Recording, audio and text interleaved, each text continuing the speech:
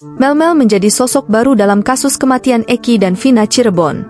Kemunculan Mel-Mel setelah Linda menyebutkan namanya terlibat dalam kematian Eki dan Vina Cirebon.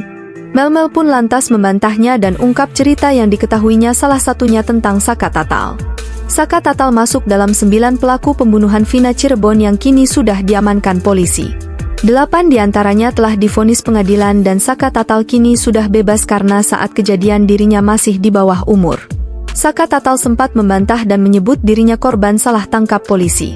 Kini dengan munculnya Mel-Mel terungkap bahwa Saka Tatal juga termasuk pelakunya. Kepada publik, Mel-Mel mengaku bisa melihat wajah para pelaku dengan jelas saat menyimpan Vina dan Eki di TKP Jalan Flyover Talun.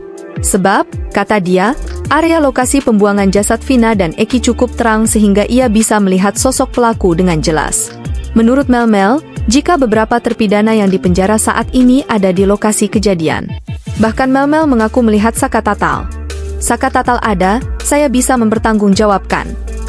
Saka Tatal terus yang saya tahu di Ucok, entah siapa panggilannya di geng motor saya nggak tahu. Kata dia dari akun YouTube TV One. Kesaksian Mel-Mel justru berbanding terbalik dengan cerita mantan terpidana kasus Vina Cirebon Saka Tatal. Diwawancarai kanal YouTube TV One News, Saka Tatal mengurai cerita berbeda soal keberadaannya di malam pembunuhan Vina Cirebon. Pemuda asal kota Cirebon itu mengaku jika dirinya berada di rumah sang paman saat insiden pembunuhan Vina Cirebon. Waktu di malam kejadian saya posisi ada di rumah paman saya. Sama kakak saya juga ada, paman saya ada, sama teman-temannya kakak saya.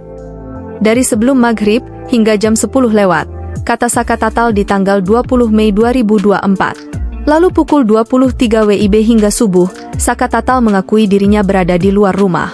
Saka bahkan mengakui dirinya sempat berada di dekat jembatan layang di malam hari tersebut. Seperti diketahui, jembatan layang alias jembatan Talun adalah TKP ditemukannya jasad Vina dan Eki. Jam 11 kurang saya pindah mengantar teman saya ke bengkel, motornya rusak minta diantar. Saya langsung ke bengkel.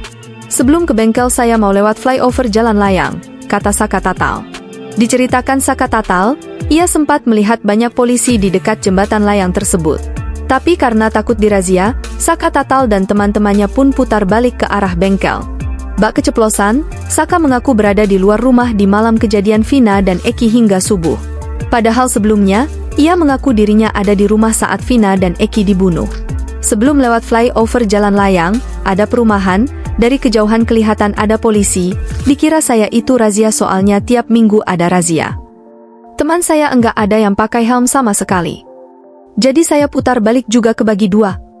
Habis ke bengkel sampai pagi, pulang subuh, ungkap Saka Tatal.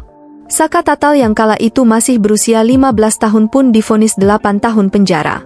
Mendekam di penjara hanya 3 tahun 8 bulan, Saka Tatal banyak mendapatkan remisi dan potongan masa hukuman karena mengikuti program pelatihan. Saka Tatal resmi bebas dari penjara di tahun 2020.